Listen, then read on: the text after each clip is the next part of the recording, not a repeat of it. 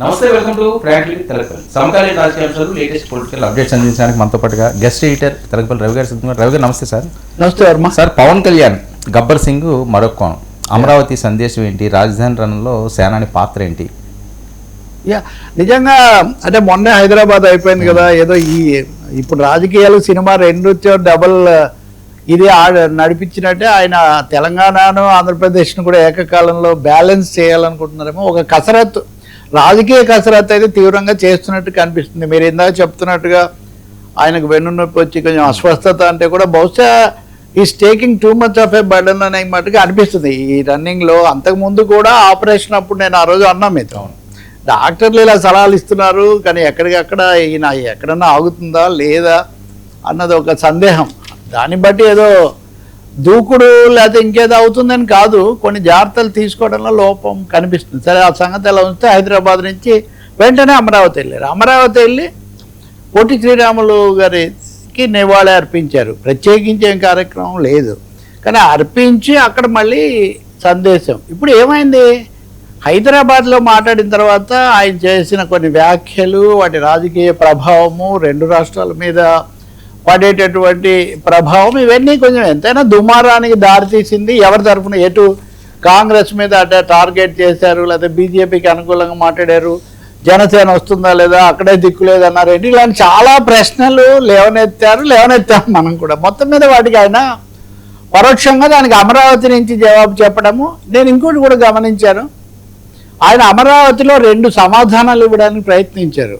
తెలంగాణకి ఇవ్వాల్సిన సమాధానాలు హైదరాబాద్లో ఇచ్చి అమరావతికి వెళ్ళి తను కులాల గురించి ఎందుకు మాట్లాడాను, తను జయ అమరావతి కాదు జయ ఆంధ్ర అని ఎందుకు అనాలన్నాను అని రెండింటికి కూడా అక్కడ వివరణ ఇచ్చే ప్రయత్నం చేశారు. కాబట్టి నా ఉద్దేశంలో మేము బ్యాలెన్సింగ్ పాలిటిక్స్, ఒకవైపునేమో గబ్బర్ సింగ్ డబల్ గేమ్ లాగా రెండు చోట్ల ఉన్నది ఒకవైపున కనిపిస్తుంటే, ఇంకోవైపున జనసేన అని ఒక వ్యూహాత్మకమైన కసరత్తు చేసినట్టుగా కనిపిస్తుంది. తను హైదరాబాద్ వచ్చి మాట్లాడినవి మళ్ళీ ఆంధ్రప్రదేశ్లో అవి పొరపాటు సంకేతాలు ఇవ్వకుండా, ప్రత్యర్థులు మరో విధంగా చిత్రించకుండా, ఎందుకంటే వైసీపీ వాళ్ళు అప్పటికే పేర్ని నాని కానీ అప్పటి రాంబాబు కానీ మిగతా మీడియా వ్యాఖ్యలు అలా వచ్చి వాళ్ళందరూ తీవ్రంగా రకరకాల వ్యాఖ్యలు చేశారు.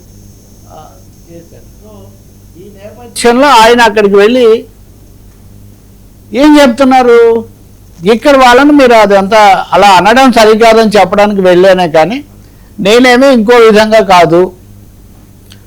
ఇంక ఎక్కడి దాకా వెళ్ళారంటే తన మీద కొంతమంది దాడి చేశారా, లేదా ధ్వజం ఎత్తారా, సవాళ్ళు చేశారా మనం చెప్పలేం. కానీ మహాత్మా అది చిరంజీవి తీశారు కానీ శంకర్ దాదా జిందాబాద్, కానీ నిజానికి దాదా గాంధీగిరి పవన్ కళ్యాణ్ చేసినట్టు కనిపిస్తుంది.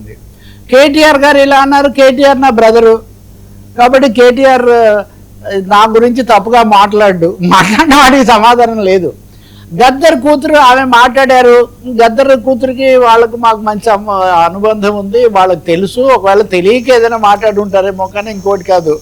ఆఖరికి గాంధీగిరికి పరాకాష్ట ఏమంటే, మీ సభకు అనుమతి ఇవ్వలేదు కదా తెలంగాణ ప్రభుత్వం అంటే, రేవంత్ రెడ్డి గారు చాలా మంచివాడు కాబట్టి ఆయనకు తెలిసి ఉండదేమో ఇలా జరిగి ఉంటుందని. అంటే ఇంకా ఖచ్చితంగా చెప్పాలంటే ఒక అజాత్ శత్రువులాగా ఇంకా రేవంత్ రెడ్డితో లేదు, కేటీఆర్తో లేదు, లేకపోతే ఇంకొకరితో మాట్లాడిన వాళ్ళతో లేదు, అంతకుముందే లేదు. కాబట్టి ఆయన చెప్పాల్సినవి వీరావేశము, సవాళ్ళు అన్నీ అయిపోయిన తర్వాత మళ్ళీ ఆయన అమరావతికి వెళ్ళి ఏ విషయంలో కూడా నేను వివాదం కానీ ఘర్షణ కానీ కోరుకోవటం లేదు, నేను చెప్పాను అంతే, రావడానికి రానివ్వండి, దేశంలో ఎక్కడికైనా వెళ్ళొచ్చు, ఈ సందేశం ఇవ్వడానికి మాత్రమే వెళ్ళానని ఒక విధంగా చెప్పాలంటే కొంచెం సర్దుబాటు కోసం ఆయన ఒక కసరత్తు చేశారనేది స్పష్టంగా కనిపిస్తుంది.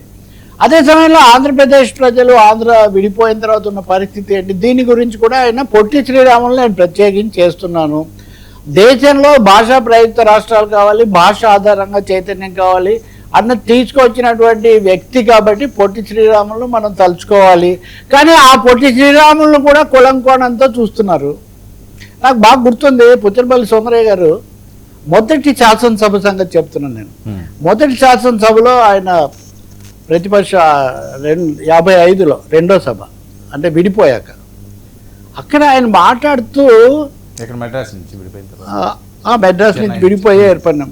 కర్నూలుకి వచ్చాక, కర్నూలులో శాసనసభ ఉన్నప్పుడు ఆయనకి ఎప్పుడు కోపడ్డు మామూలుగా రాజకీయ విమర్శలు తప్ప, సభలో ఒకసారి ఉగ్రరూపం దాల్చేటంట. అందరూ ఆశ్చర్యపోయారు. సుందరయ్య గారికి అలుగుటేరుంగని మహామహితాత్ముడు అజాత శత్రుడే అలిగినాడు అన్నట్టు ఈయన ఇంత కోపడ్డారు. ఏంటంటే ఒక ఇండిపెండెంట్ సభ్యుడు పొట్టి శ్రీరాములు యొక్క కులాన్ని ప్రస్తావించారట.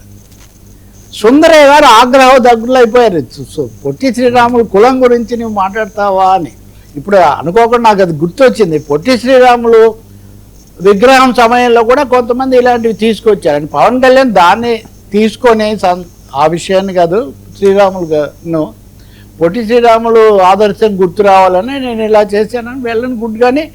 కానీ అదే సమయంలో జనసేన నేపథ్యము, రకరకాల వాదోపవాదాలు, తన మీద ఏ దసరామునో ఇంకోరు ఇటువంటి వాళ్ళు చేసిన విమర్శల మీద స్పందించిన తీరు, దీన్ని బట్టి కొంత కలత కలిగిన మాట మాత్రం నిజం.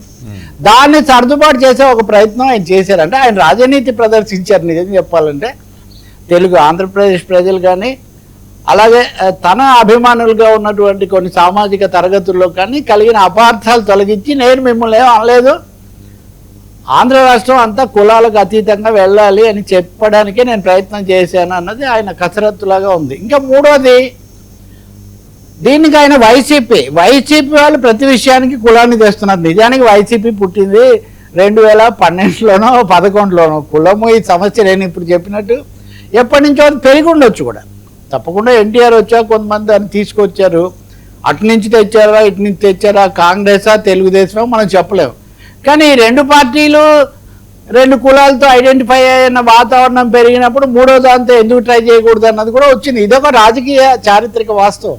సో ఈ నేపథ్యంలో నేను మళ్ళీ దీన్ని బ్యాలెన్స్ చేయడం కోసం నేను ఈ జనసేన గళం, అంతే కదా, సేనాగళం, ఈ సేనాగళం అంటంలో మనము మిస్ కాకూడదు. అది యువగళం అన్నదానికి చాలా దగ్గరగా ఉండటం కూడా మనం గమనించవచ్చు. యువగళం ఎవరిదో, యువగళం ఎందుకు తెస్తుందో కూడా ఇదేమి బహిరంగ విషయమే కదా. లోకేష్ తన యాత్రకు యువగళం అని పేరు పెట్టుకున్నారు. ఇప్పుడు ఆయన వర్కింగ్ ప్రెసిడెంట్గా దాదాపు కాబోయే సారథిగా సారథ్యం చేపట్టడానికి సిద్ధంగా ఉన్నారు. కాబట్టి సేనాగళం అని పెట్టి ఇందులో అందరికీ ప్రాతినిధ్యం ఉంటుందని. కానీ ఈ ప్రకటనలో ఒక సమస్య ఉందని పవన్ కళ్యాణ్ గారు గుర్తించలేదు. అదేంటంటే అసలు జనసేనలోనే అందరికీ ప్రాతినిధ్యం ఉందని ఒకటి చెప్తున్నప్పుడు దానికోసం మళ్ళీ సేనాగళం అవసరమే తెలియదు. సేనాగళం పలానా ప్రత్యేకమైన ప్రయోజనం కోసం పెట్టానంటే వేరే విషయం. కానీ అన్ని కులాలు ఒకటే, కులాల వారి సమస్య ఉండకూడదని చెప్పడానికి మళ్ళీ కొత్త సంస్థను అంతర్గతంగా పెట్టాల్సిన అవసరం లేదు. ఏదైనా ఆయన ఇష్టం. చివరి అంశం ఏమంటే అమరావతిలో ఇది పెట్టడానికి కూడా ప్రాధాన్యత ఉంది. నేను ఇందాక అన్నట్టుగా జై ఆంధ్రప్రదేశ్ కాదు, జై అమరావతి కాదు, జై ఆంధ్రప్రదేశ్ అనండి మీరు అని నేను చెప్పాను. ఎందుకు చెప్పానంటే దీని మీద చాలా వచ్చాయి. జై తెలంగాణ అంటే కనెక్ట్ అయినట్టుగా జై ఆంధ్ర అంటే కనెక్ట్ కావట్లేదు. ఇది ఆయన విమర్శ, ఆరోపణ, నిన్న కూడా మనం చర్చించిన విషయమే. అందుకని జై అమరావతి కాదు, మీరు జై ఆంధ్రప్రదేశ్ అనండి, రాష్ట్రం అంతటిని దృష్టిలోకి తీసుకోండి అని చెప్పడానికి నేను అది తీసుకొచ్చాను, అంతకంటే ఇంకోటి కాదు అని ఆయన చెప్తూ ఉన్నారు. కాబట్టి ఒక విధంగా చెప్పాలంటే దీని ద్వారా ఆయన రాజధాని రణంలో ప్రవేశిస్తున్నారు. ఇంతకుముందు చంద్రబాబు నాయుడు లేకపోతే మంత్రి నారాయణ చెప్తున్నది, మొన్న జగన్మోహన్ రెడ్డిని పెనుమాక ఉండవల్లి ఆ ఊర్ల ఎర్రబాలెం వాళ్ళందరూ రైతులు వెళ్ళి కలుసుకున్నప్పుడు అందరా కొందరా, ఎందుకంటే ఈరోజు ఒక పత్రికలో అక్కడ ఎంతమంది రైతులు ఉన్నారు, ఎంతమంది అక్కడికి వెళ్ళారని రాస్తూ నిన్న ఒక మాట చెప్పాను నేను, వైసీపీ తీసుకొచ్చిన వాళ్ళే వచ్చారని. జగన్ సభకు వైసీపీ తెచ్చిన వాళ్ళు కాక వేరే వాళ్ళు ఎవరు వస్తారని కూడా నేను ప్రశ్నించాను. ఈరోజు అదే పత్రికలో ఇక్కడికి మొత్తం 27 మంది వచ్చారు, వీళ్ళలో 21 మంది జగన్మోహన్ రెడ్డి గారి సామాజిక వర్గానికి చెందిన వాళ్ళే. ఇప్పుడు మళ్ళీ ఒక విధంగా ఇప్పుడు పవన్ కళ్యాణ్ ఏదైతే వద్దంటున్నారో, ఏదైతే లేకుండా ఉంటాను నేను చేస్తానంటున్నారో, మళ్ళీ ఇప్పుడు అదే జరుగుతుంది. ఇప్పుడు ఇంతకాలం అమరావతి ఫలానా తరగతికి సంబంధించిందని వాళ్ళు ప్రచారం చేశారని విమర్శ ఉంటే, ఇప్పుడు జగన్ను కలుసుకున్న వాళ్ళు ఫలానా వర్గానికి సంబంధించిన వాళ్ళు అంటే రాజధానిలో సరికొత్త గీతలు గీయబడుతున్నాయని ఒక సందేహం కలుగుతుంది. సో ఇలాంటి సమయంలో పవన్ కళ్యాణ్ ఒక మాట మాత్రం చెప్పారు, ఇప్పుడు రాజధానికి 3 రాజధానులు అన్నారు మీరు, అవ్వలేదు. ఇప్పుడు మావిగన్ అని మళ్ళీ పేరు కూడా గుర్తు రాలేదని కొంచెం అపహాస్యం చేశారు. మొదటిసారి ఆయన మావిగన్ అన్న దాని మీద వ్యాఖ్యానం చేశారు. సో ఇప్పటికే 3 రాజధానులు అన్నారు, ఇప్పుడు మళ్ళీ అమరావతి, మచిలీపట్నం, విజయవాడ, గుంటూరు అంటే ఇంకో 3 కదా, అప్పుడు 6 రాజధానుల వల్ల రాజధాని ఎలా కట్టాలి, ఎంత ఉండాలన్న దాని మీద ఎవరి కాన్సెప్ట్, ఎవరి దృక్పథం వాళ్ళకు ఉండొచ్చు. కానీ అందరం కలిసి ఏదో 30,000 ఎకరాలు తీసుకున్నాం, ఇక్కడ కట్టాలనుకున్నాం, అన్ని పార్టీలు ఆ రోజు సభలో మీరు కూడా ఉన్నారు కాబట్టి ఏదో ఒక దాంతో ముందుకు పోదాము. ఎక్కడికో చోటి ముందుకు పోకపోతే ఇది ఎప్పటికీ అవ్వదు. ఇదే మాట ఇప్పుడు జగన్మోహన్ రెడ్డి నోట్లో కూడా 30 ఏళ్ళ వరకు అవ్వదని ఆయన అంటున్నాడు. ఎక్కడో చోటు తెంచుకోకపోతే ఇది ఎక్కడికి పోదని మీరు అంటున్నారు, నారాయణ కూడా అంటున్నారు. కాబట్టి మనం ప్రజలు ఆంధ్రప్రదేశ్ ప్రజలు కోరుకునేది, అందులో కవిత గారు కూడా కోరుకుంటున్నారు తొందరగా అమరావతి పూర్తి చేసుకోండి అని. కాబట్టి అమరావతికి సంబంధించి ఒక ఏకాభిప్రాయ సాధనకు కూడా ఆయన చొరవ తీసుకుంటే చాలా బాగుంటుంది. వెళ్ళి అమరావతిలో ఈ సందేశం ఇచ్చారు కాబట్టి. అంతకుముందు కూడా ఆయన ప్రత్యేక హోదా మీద ఒక అఖిలపక్ష సమావేశం జరిపారు. తర్వాత బీజేపీతో స్నేహం వల్ల దాన్ని పక్కన పెట్టారు. కానీ ఇప్పటికైనా మీకు నేను క్లియర్గా నిన్న మీతో అన్నాను, నేను చంద్రబాబు, జగన్మోహన్ రెడ్డి, పవన్ కళ్యాణ్ రాష్ట్రం కోసం, ముఖ్యంగా రాజధాని పూర్తి కోసం ఒక వేదిక మీదకి రావాలి. అలా జరిగితే నిన్న ఆయన వెళ్ళిన ప్రయోజనం నెరవేరుతుంది. చంద్రబాబు కూడా నిన్న మాట్లాడుతూ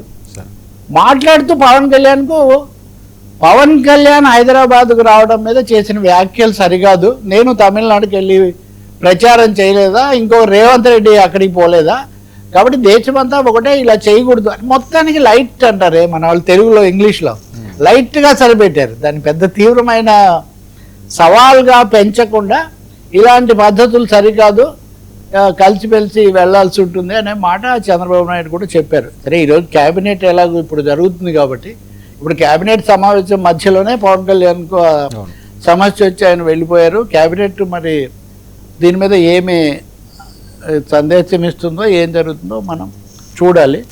బట్ హైదరాబాద్ నుంచి అమరావతి వరకు సేనాని ఒక రాజకీయ యాత్ర జరపటము, 2 చోట్ల 2 సందేశాలు ఇవ్వడము మటుకు చాలా ఆసక్తికరంగా ఉంది. సార్, వైసీపీ వరుస కేసు ఇది తర్వాత కంటిన్యూషన్ తెలంగాణ. సరే, తెలంగాణ శాఖలో 3 పార్టీల ముట్టడి, రంగంలోకి రామచంద్ర, రేవంత్పై కుట్రల. తెలంగాణలో ఇదే వాస్తవంగా పవన్ కళ్యాణ్ వచ్చారా, ఒంటరిగా వచ్చారా, లేకపోతే ఆయన ఎవరితో కలిసి వచ్చారు, దీని మీద నేను ఆయన వెళ్ళిపోయి అమరావతికి వెళ్ళి ఆయన మాట్లాడారు. కానీ ఇక్కడ మటుకు వరుసగా మీరు నిన్న చూస్తే ఎంతమంది మంత్రులు కానీ, బీఆర్ఎస్ నాయకులు కానీ, ఇతరమైనటువంటి బయట వాళ్ళు కానీ చాలా చాలా వ్యాఖ్యలు, ఆయన ఉద్దేశం ఏంటి, ఆయన వ్యూహం ఏంటి, దీని కొనసాగింపు ఏంటి, ఇటువంటివన్నీ కూడా ఒక విధంగా చెప్పాలంటే 3 పార్టీల ముట్టడి. కేటీఆర్ మాట్లాడారు, రెండో వైపు నుంచి కాంగ్రెస్ పార్టీ వాళ్ళు మాట్లాడారు, మూడోది బీజేపీ వాళ్ళు